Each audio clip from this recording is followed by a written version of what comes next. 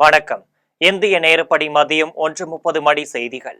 முதலில் தலைப்பு செய்திகளை காணலாம். சென்னை தினத்தையொட்டி தனது சமூக வலைதள பக்கத்தில் வாழ்த்து தெரிவித்தார் முதல்வர். முதலமைச்சர் மு.க.ஸ்டாலின் சென்னையின் சிறப்பை குறித்து புகழாரம்.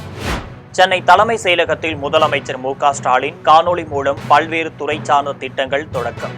தமிழ்நாடு அரசு பணியாளர் தேர்வாணையத்தால் தேர்வான 644 பேருக்கு பணி நியமன ஆணை. தவேக தலைவர் விஜய்க்கு தேர்தலில் தக்க பதிலடி கொடுப்போம் என்று அமைச்சர் கே.என். நேரு ஆவேசமாக பேட்டி.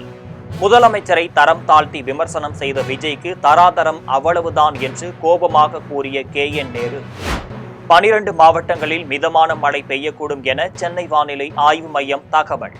மேற்கு திசை காற்றின் வேக மாறுபாடு காரணமாக மழைக்கு வாய்ப்பு. இனி விரிவான செய்திகளை காணலாம். தமிழக முதலமைச்சர் மு.க.ஸ்டாலின் சென்னை தினத்தையொட்டி தனது சமூக வலைதள பக்கத்தில் வாழ்த்துக்களை தெரிவித்துள்ளார். முதலமைச்சர் மு.க.ஸ்டாலின் குறிப்பிட்டுள்ள வாழ்த்து பதிவில் எந்தெந்த மூலைகளில் இருந்தோ நண்பர்களை அழைத்து வாழ வழி தேடுவோருக்கும் நம்பிக்கை அளித்து, பல பெண்களுக்கு பறக்க சிறகுகளை அளித்து, எத்தனையோ பேருக்கு முதல் சம்பளத்தை அளித்து, சொந்த ஊரில் அடையாளத்தை அளித்து, மொத்தத்தில் நமக்கெல்லாம் வாழ வழியத்த சீரிளம் சென்னைக்கு என்னுடைய மனமார்ந்த வாழ்த்துக்கள். மேலும் சென்னை வெறும் ஊர் அல்ல, தமிழ்நாட்டின் இதய துடிப்பு என்றும் தனது சமூக வலைதள பக்கத்தில் சென்னையை பற்றி சிறப்பாக கூறி வாழ்த்துக்களை தெரிவித்துள்ளார். சென்னை தலைமை செயலகத்தில் முதலமைச்சர் மு.க.ஸ்டாலின் காணொலி மூலம் பல்வேறு துறை சார்ந்த திட்டங்களை தொடங்கி வைத்துள்ளார். சென்னை தலைமை செயலகத்தில் முதலமைச்சர் மு.க.ஸ்டாலின் காணொலி மூலம் பல்வேறு துறை சார்ந்த திட்டங்களை தொடங்கி வைத்தார். இதில் தமிழ்நாடு அரசு பணியாளர் தேர்வாணையத்தால் தேர்வான 644 பேருக்கு பணி நியமன ஆணைகள், 100 கோடி மதிப்பீட்டில் கட்டப்பட்ட 2 ஊராட்சி ஒன்றிய அலுவலகங்கள், 324 பேருக்கு அறுவகை அரங்கு உதவியாளர்கள், 18 உலகளாவிய உதவி பேராசிரியர்களுக்கான ஆணைகள், கொட்டம்பட்டியில் புதிய பேருந்து நிலையம், 66 பள்ளி கட்டிடங்கள் உள்ளிட்ட பல்வேறு ஆணைகள் மற்றும் திட்டங்களை தொடங்கி வைத்துள்ளார். தவேக தலைவர் விஜய்க்கு தேர்தலில் தக்க பதிலடி கொடுப்போம் என்று அமைச்சர் கே.என். நேரு ஆவேசமாக பேட்டியளித்துள்ளார். திருச்சியில் அமைச்சர் கே.என். நேரு செய்தியாளர்களிடம் பேசிய போது, மதுரை மாநாட்டில் தமிழ்நாடு முதலமைச்சர் மு.க.ஸ்டாலினை தமிழக வெற்றி கழக தலைவர் விஜய் அங்கிள் என விமர்சனம் செய்தது குறித்து செய்தியாளர்கள் கேள்வி எழுப்பினர்.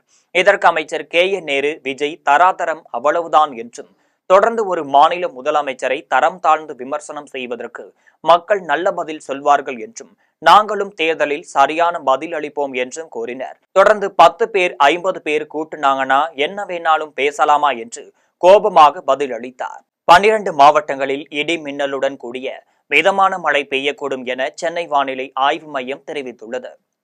மேற்கு திசை காற்றின் வேக மாறுபாடு காரணமாக திருவண்ணாமலை, செங்கல்பட்டு, விழுப்புரம், கடலூர், திருச்சி, பெரம்பலூர், அரியலூர், புதுக்கோட்டை, தஞ்சாவூர், திருவாரூர், நாகை, மயிலாடுதுறை, புதுவை மற்றும் காரைக்கால் பகுதிகளில் நண்பகல் 1 மணிக்குள் 12 மாவட்டங்களில் ஓரிரு இடங்களில் இடி மின்னலுடன் கூடிய லேசானது முதல் மிதமான மழை பெய்யக்கூடும் என்று சென்னை வானிலை ஆய்வு மையம் தெரிவித்துள்ளது. கடலூர் மாவட்டத்தில் உள்ள சிறுமங்கலம் கிராமத்தில் உங்களுடன் ஸ்டாலின் முகாம் நடைபெற்றது. திட்டக்குடி அடுத்த சிறுமங்கலம் கிராமத்தில் நடைபெற்ற உங்களுடன் ஸ்டாலின் முகாமை தொழிலாளர் நலன் மற்றும் திறன் மேம்பாட்டுத்துறை அமைச்சர் கணேசன் குத்துவிளக்கு ஏற்றி தொடங்கி வைத்தார். இம்முகாமில் 15க்கும் மேற்பட்ட துறைகள் பொதுமக்களிடம் இருந்து மனுக்களை பெற்று கணினியில் பதிவு செய்தனர். இதையடுத்து மின் இணைப்பு கேட்ட பயனாளி ஒருவருக்கு அரை மணி நேரத்தில் மின் இணைப்பு ஆணை வழங்கினர். தொடர்ந்து சிறுமங்கலம் கூட்டுறவு சங்கங்கள் மூலம் மகளிர் குழுக்களுக்கு 27,40,200 ரூபாய் கடன் உதவியை அமைச்சர் கணேசன் வழங்கினார். இதில் மாவட்ட வருவாய் அலுவலர் ராஜசேகர், மாவட்ட கூடுதல் ஆட்சியர், விருத்தாச்சலம் கோட்டாட்சியர், திட்டக்குடி வட்டாட்சியர், வேப்பூர் வட்டாட்சியர் ஆகியோர் உடன் இருந்தனர். கோவை மாவட்டத்தில் உள்ள தனியார் கல்லூரியில் உலக புகைப்பட தினத்தையொட்டி கண்காட்சி நடைபெற்றது. புதூரில் உள்ள தனியார் கல்லூரியில் உலக புகைப்பட தினத்தையொட்டி கண்காட்சி தொடர்பியல் துறை மாணவர்கள் சார்பில் புகைப்பட தொழில்நுட்பம் தொடர்பான கண்காட்சி நடைபெற்றது. இக்கண்காட்சியில் 150 ஆண்டுகளுக்கு மேலான பழமையான கேமராக்கள் முதல் புதிய டிஜிட்டல் கேமராக்கள் வரை காட்சிப்படுத்தி வைத்திருந்தனர். உலக பெரும் தாக்கத்தை ஏற்படுத்திய வெவ்வேறு வகை புகைப்படங்கள், தொழில்நுட்பத்தின் வளர்ச்சி குறித்த வரலாற்று பதிவுகள் ஆகியவை கண்காட்சியில் இடம்பெற்றனர். இக்கண்காட்சியில் தொடர்பு வாழ்வியல் துறை தொடர்பான பல்வேறு தகவல்கள் கூறும் விதமாக நடைபெற்ற கண்காட்சியை பொதுமக்கள், பள்ளி மாணவர்கள் என பலர் கலந்து கொண்டு வியந்தனர். தொடர்ந்து 2 நாட்கள் நடைபெறவுள்ள கண்காட்சியில் புகைப்பட கலை குறித்த பல்வேறு நிகழ்வுகள் நடைபெறுவதாக கல்லூரியின் முதல்வர் கலைவாணி தெரிவித்தார். வேர்ல்டு போட்டோகிராஃபி டே அதை முன்னிட்டு எங்களோட டிபார்ட்மெண்ட், காலேஜில் இருக்க department of visual communications they have arranged a program for exhibiting the talents of the school and college ஸ்டூடெண்ட்ஸுங்க. ஃபோட்டோகிராஃபிங்கிறது எப்போவுமே ஒரு எமோஷன். எவ்வளோ வருஷத்துக்கு முன்னாடி எடுத்த ஃபோட்டோவாக இருந்தாலும் நம்ம அதை பார்க்கும்போது நமக்கு ஒரு அந்த மொமெண்ட்ஸை நம்ம எப்பவுமே செரிஷ் பண்ணுவோம். It is a very much interested for every human being without constrain of the age. So in that way photography day it should be enjoyable day ஸ்டூடெண்ட்ஸ்க்கு. அப்படிங்கிறனால அந்த ஈவெண்ட்டை நாங்கள் எங்கள் காலேஜில் ஆர்கனைஸ் பண்ணுறோம். கடலூர் மாவட்டம் வடலூரில் வள்ளலார் நிறுவிய சத்தியஞான சபையில் ஆவணி மாத ஜோதி தரிசனம் நடைபெற்றது. வடலூரில் உள்ள வள்ளலார் நிறுவிய சத்தியஞான சபையில் ஆவணி மாத பூச நட்சத்திர தினத்தையொட்டி 6 திரைகளை நீக்கி ஆவணி மாத ஜோதி தரிசனம் நடைபெற்றது. இதில் ஏராளமான பக்தர்கள் அருட்பெருஞ்சோதி வள்ளலாரின் தாரக மந்திரத்தை உச்சரித்தவாறு ஜோதி தரிசனம் மேற்கொண்டனர். தொடர்ந்து வள்ளலார் சபை வளாகத்தில் பக்தர்களுக்கு சிறப்பான அன்னதானம் வழங்கினர். இந்நிகழ்வில் தமிழகம் மட்டுமல்லாமல் பல்வேறு பகுதியைச் சேர்ந்த வள்ளலார் பக்தர்கள், சன்மார்க் நண்பர்கள், பொதுமக்கள் கலந்து கொண்டனர். கோவையில் 59ஆம் ஆண்டு BSG கோப்பைக்கான ஆண்கள் அகில இந்திய கூடைப்பந்து போட்டிகள் நடைபெற உள்ளது. BSG கல்வி நிறுவனங்களின் நிர்வாக அறங்காவலர் கோபால் கிருஷ்ணன், விளையாட்டுத்துறை தலைவர் ருத்ரமூர்த்தி, செயலாளர் பழனிசாமி ஆகியோர் போட்டிகளை குறித்து செய்தியாளர்களிடம் பேசினர். இதில் BSG விளையாட்டுத்துறை சார்பில் நடைபெறவுள்ள ஆண்கள் அகில இந்திய கூடைப்பந்து போட்டிகள் வருகின்ற 23ஆம் தேதி முதல் 27ஆம் தேதி வரை நடைபெற உள்ளனர். இப்போட்டியில் அகில இந்திய அளவில் மிகச்சிறந்த 8 ஆண்கள் அணி தேர்ந்தெடுக்கப்பட்டுள்ளனர். போட்டிகள் 2 பகுதியாக நடைபெறும். இதில் முதல் 2 இடங்கள் பெறும் அணிகள் இறுதிப் போட்டியில் பங்கு பெறுவார்கள். மேலும் வெற்றி பெறுகின்ற முதல் 4 அணிகளும் கோப்பைகளும் காசோலைகளும் பரிசாக வழங்கப்படும் என தெரிவித்தனர். PSG கோப்பைக்கான அகில இந்திய கூடைப்பந்து போட்டி 58 ஆண்டுகளாக நடைபெற்றுக் கொண்டிருக்கிறது. இவ்வாண்டுக்கான 59வது விளையாட்டுப் போட்டிகள் வருகின்ற 23/8/2025 27/8/2025 வரை நடைபெறுகின்றது. கன்னியாகுமரி மாவட்டம் சாமித்தோப்பு ஐயா வைகுண்ட சுவாமி கோவிலில் ஆவணி மாதத்தையொட்டி திருவிழா நடைபெற்றது. சாமித்தோப்பில் உள்ள ஐயா வைகுண்டர் சுவாமி கோவிலில் நடைபெற்ற ஆவணி திருவிழாவில் மேளதாளங்கள் முழங்க கொடியேற்றம் நடந்தது. இதில் ஏராளமான ஐயாவளி பக்தர்கள் தலைப்பாகை அணிந்து கலந்து கொண்டனர். இதையடுத்து ஐயாவிற்கு சிறப்பு பணிவிடைகள் செய்து இரவு ஐயா வாகனத்தில் பவானி வரும் நிகழ்ச்சியும் அன்னதர்மம் நிகழ்ச்சியும் நடைபெற்றது. ஐயா பச்சை பல்லாக்கில் அலங்கரிக்கப்பட்ட பச்சை வர்ண தேரோட்டம் நிகழ்ச்சியும் நடைபெற்றனர். இதில் குமரி, நெல்லை, தென்காசி, தூத்துக்குடி போன்ற பல்வேறு மாவட்டங்களைச் சேர்ந்த ஐயாவளி பக்தர்கள் கலந்து கொண்டனர். அரசிற்கு சொந்தமான இடத்தை ஆக்கிரமிப்பு செய்த தனிநபர் மீது இளைஞர் ஒருவர் குற்றம் சாட்டியுள்ளார். தென்காசி மாவட்டம் பிரான்னூர் கிராமத்திற்கு உட்பட்ட வல்லம் மெயின்ரோடு சாலையில் 50க்கும் மேற்பட்ட குடும்பங்கள் வசித்து வருகின்றனர். இந்த நிலையில் தனிநபர் ஒருவர் ஓடைகளையும் தார்பாய்களையும் போட்டு ஆக்கிரமிப்பு செய்துள்ளார். இது தொடர்பாக அப்பகுதியைச் சேர்ந்த சாமுவேல் பொன்ராஜ் முதல்வரின் தனிப்பிரிவு மற்றும் மாவட்ட ஆட்சியர் என பல்வேறு மனுக்களை அளித்த நிலையில் மதுரை உயர்நீதிமன்ற கிளை இது தொடர்பாக உத்தரவிட்டுள்ளது.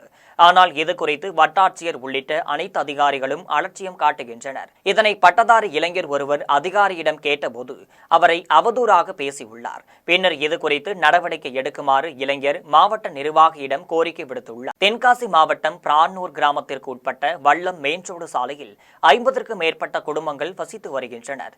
இந்த நிலையில் தனிநபர் ஒருவர் ஓடைகளையும் தார்பாய்களையும் போட்டு ஆக்கிரமிப்பு செய்துள்ளார். இது தொடர்பாக அப்பகுதியைச் சேர்ந்த சாமுவேல் பொன்ராஜ் முதல்வரின் தனிப்பிரிவு மற்றும் மாவட்ட ஆட்சியர் என பல்வேறு மனுக்களை அளித்த நிலையில் மதுரை உயர்நீதிமன்ற கிளை இது தொடர்பாக உத்தரவிட்டுள்ளது.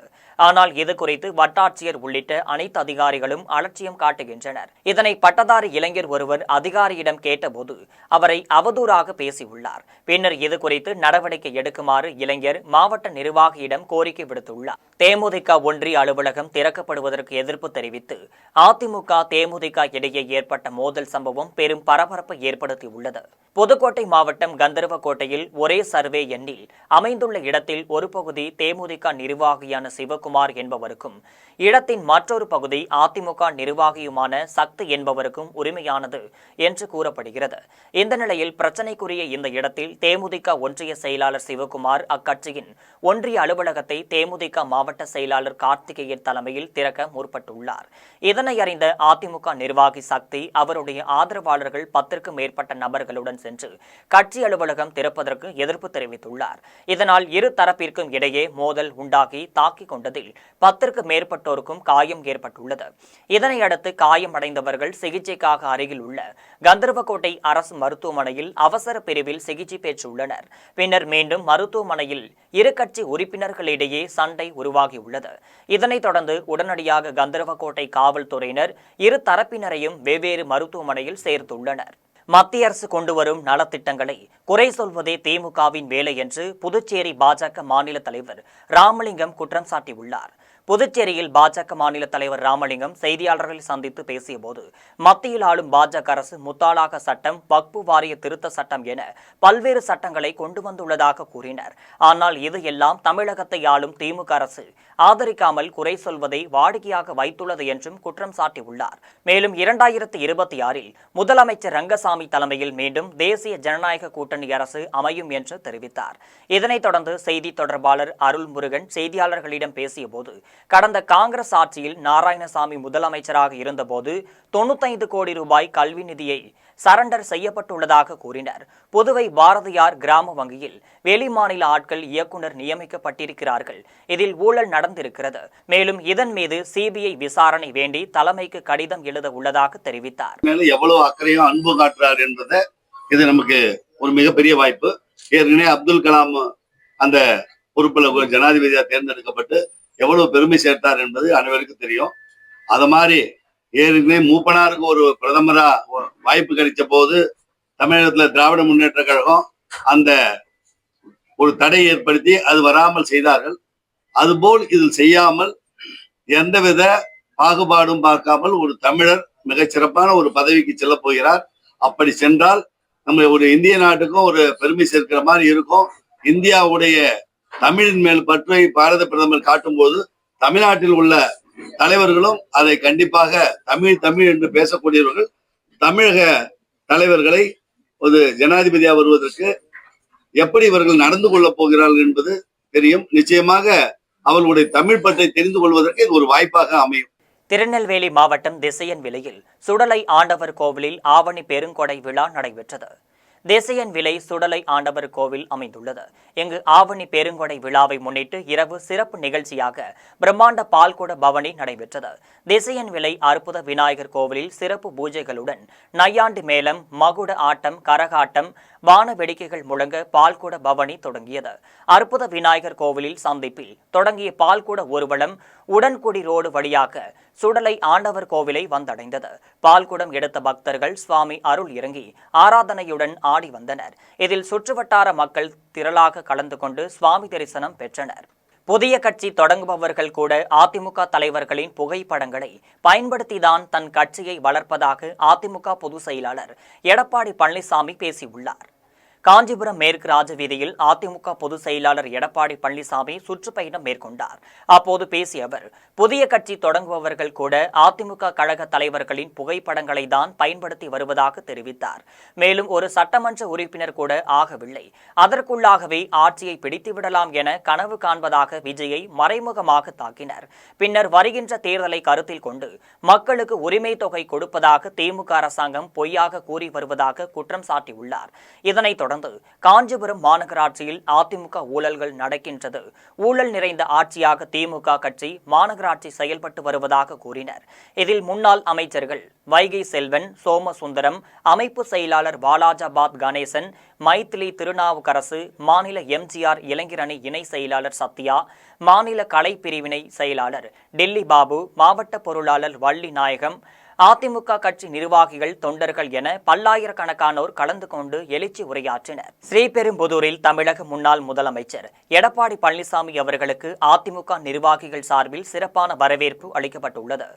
காஞ்சிபுரம் மாவட்டம் ஸ்ரீபெரும்புதூரில் தமிழக முன்னாள் முதலமைச்சர் மற்றும் தமிழக எதிர்க்கட்சித் தலைவர் எடப்பாடி பழனிசாமி வருகை தந்தார். அவர்களுக்கு காஞ்சிபுரம் மாவட்ட செயலாளர் சோமசுந்தரம் மற்றும் முன்னாள் சட்டமன்ற உறுப்பினர் ஸ்ரீபெரும்புதூர் மதனந்தபுரம் பழனி, காஞ்சிபுரம் மாவட்ட துணை செயலாளர் போந்தூர் செந்தில்ராஜன், காற்றம்பாக்கம் முன்னாள் ஊராட்சி மன்ற தலைவர் மோகன் அவர்கள் தமிழக எதிர்க்கட்சித் தலைவர் எடப்பாடி பழனிசாமி அவர்களுக்கு பூங்கொத்து கொடுத்து சிறப்பான வரவேற்பு அளித்தனர். இவ்விழாவில் காற்றம்பாக்கம் முன்னாள் ஊராட்சி மன்ற தலைவர் செய்தியாளர்களை சந்தித்து பேசினார். அப்போது எங்கள் காற்றம்பாக்கம் பகுதியில் 1500 வாக்குகள் உள்ளது எனவும் 2026 தேர்தலில் அதிமுகவிற்கு பெண்கள், ஆண்கள் என அனைவரும் அதிமுகவிற்கு ஓட்டு போட காத்திருப்பதாகவும் தெரிவித்துள்ளார். இதில் ஸ்ரீபெரும்புதூர் ஊராட்சி ஒன்றிய அதிமுக கவுன்சிலர் சத்திய பூபாலன், காற்றம்பாக்கம் வழக்கறிஞர் மதன், காற்றம்பாக்கம் அதிமுக கிளைக்கழக செயலாளர் செல்வம், மகேஷ், செல்வம், வரதன், ராஜி, நாராயணன், வீரராகவன் ஆகியோர் கலந்து கொண்டனர்.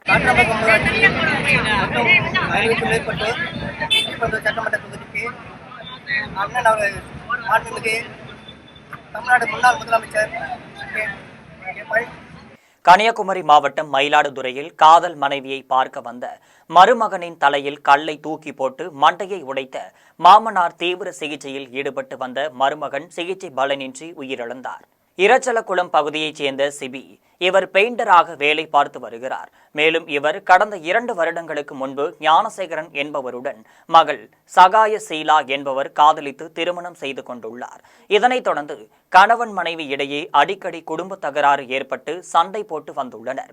இதனால் சகாய சீலா கணவரை பிரிந்து 1 வாரமாக தந்தையிடம் வீட்டில் தங்கியுள்ளார். இந்த நிலையில் மனைவியை பார்ப்பதற்காக மாமனார் வீட்டிற்கு வந்துள்ளார் சிபின். அவரை பார்த்த மாமனார் ஞானசேகரன் மருமகனுடன் வாக்குவாதத்தில் ஈடுபட்டுள்ளார். அவர்களிடையே தகராறு ஏற்பட்டுள்ள நிலையில் ஆத்திரமடைந்த ஞானசேகரன் மொட்டை மாடியில் இருந்த சிமெண்ட் கல்லை தூக்கி சிபியின் தலையில் போட்டுள்ளார். இதனை கண்ட அக்கம் பக்கத்தினர் பலத்த காயமடைந்த சிபினை மருத்துவமனையில் சிகிச்சைக்காக சேர்த்துள்ளனர். இந்த நிலையில் சிகிச்சை பலனின்றி உயிரிழந்துள்ளார். இச்சம்பவம் குறித்து போலீசார் வழக்கு பதிவு செய்து மாமனார் ஞானசேகரனை கைது செய்துள்ளனர். திருநெல்வேலியில் நடைபெறவுள்ள பாரதிய ஜனதா பூத் கமிட்டி நிர்வாகிகள் கூட்டத்தில் கலந்து கொள்வதற்காக அமைச்சர் அமித்ஷா தூத்துக்குடி விமான நிலையத்திற்கு வருவதால் தீவிர பாதுகாப்பு மேற்கொள்ளப்பட்டது. திருநெல்வேலியில் நடைபெறவுள்ள பாஜக பூத் கமிட்டி நிர்வாகிகள் ஆலோசனை கூட்டத்தில் கலந்து கொள்வதற்காக மத்திய உள்துறை அமைச்சர் அமித்ஷா வருகை தர உள்ளார். இந்த நிலையில் தூத்துக்குடி வாகைக்குளம் விமான நிலையத்திற்கு தனி விமானம் மூலம் வருகை தரும் அவர் அங்கிருந்து ஹெலிகாப்டர் மூலம் திருநெல்வேலி புறப்பட்டு செல்கிறார். மத்திய உள்துறை அமைச்சர் அமித்ஷாவுடன் மத்திய இணையமைச்சர் எல் முருகன் மற்றும் பாஜக முக்கிய நிர்வாகிகள் பலர் கலந்து கொள்ள உள்ளனர்.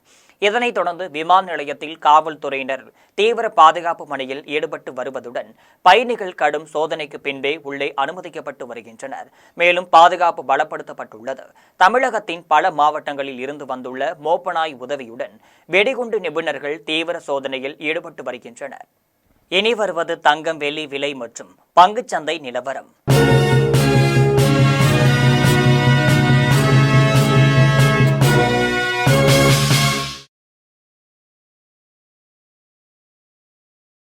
சென்னையில் ஆபரண தங்கத்தின் விலை இன்று ஒரு சவரன் 73,720 ரூபாய்க்கு விற்பனை செய்யப்படுகிறது. சென்னையில் இன்று ஆபரண தங்கத்தின் விலை கிராமிற்கு 15 ரூபாய் குறைந்து 9,215 ரூபாய்க்கு விற்பனை செய்யப்படுகிறது. மேலும் ஒரு சவரன் 120 ரூபாய் குறைந்து 73,720 ரூபாய்க்கு விற்பனை செய்யப்படுகிறது. 24 கேரட் தூய தங்கம் ஒரு சவரன் 80,424 ரூபாய்க்கு விற்பனை செய்யப்படுகிறது. மேலும் ஒரு கிராம் வெள்ளி 128 ரூபாய்க்கும் 1 கிலோ வெள்ளி 1,28,000 ரூபாய்க்கும் விற்பனை செய்யப்படுகிறது. மும்பை பங்குச்சந்தை இன்று சரிவுடன் காணப்படுகிறது. மும்பை பங்குச்சந்தை குறியீட்டு எண் சென்செக்ஸ் 451 புள்ளிகள் குறைந்து 81,557 புள்ளிகளில் வணிகமாகிறது. தேசிய பங்குச்சந்தை குறியீட்டு எண் நிப்டி 134 புள்ளிகள் குறைந்து 24,952 புள்ளிகளில் வணிகமாகிறது. மீண்டும் ஜெம் தலைப்பு செய்திகள். சென்னை தினத்தையொட்டி தனது சமூக வலைதள பக்கத்தில் வாழ்த்து தெரிவித்தார் முதல்வர். முதலமைச்சர் மு க ஸ்டாலின் சென்னையின் சிறப்பை குறித்து புகழாரம். சென்னை தலைமை செயலகத்தில் முதலமைச்சர் மு க ஸ்டாலின் காணொலி மூலம் பல்வேறு துறை சார்ந்த திட்டங்கள் தொடக்கம். தமிழ்நாடு அரசு பணியாளர் தேர்வாணையத்தால் தேர்வான 644 பேருக்கு பணி நியமன ஆணை. தவேக தலைவர் விஜய்க்கு தேர்தலில் தக்க பதிலடி கொடுப்போம் என்று அமைச்சர் கே.என். நேரு ஆவேசமாக பேட்டி. முதலமைச்சரை தரம் தாழ்த்தி விமர்சனம் செய்த விஜய்க்கு தராதரம் அவ்வளவுதான் என்று கோபமாக கூறிய KN நேரு. 12 மாவட்டங்களில் மிதமான மழை பெய்யக்கூடும் என சென்னை வானிலை ஆய்வு மையம் தகவல். மேற்கு திசை காற்றின் வேக மாறுபாடு காரணமாக மழைக்கு வாய்ப்பு. இத்துடன் ஜெம் செய்திகள் நிறைவடைகின்றன. மீண்டும் ஜெம் செய்திகள் மாலை 6 மணிக்கு. உடனுக்குடன் செய்திகளை காண gemlive.tv என்ற இணையதளத்தில் இணைந்திருங்கள். நன்றி, வணக்கம்.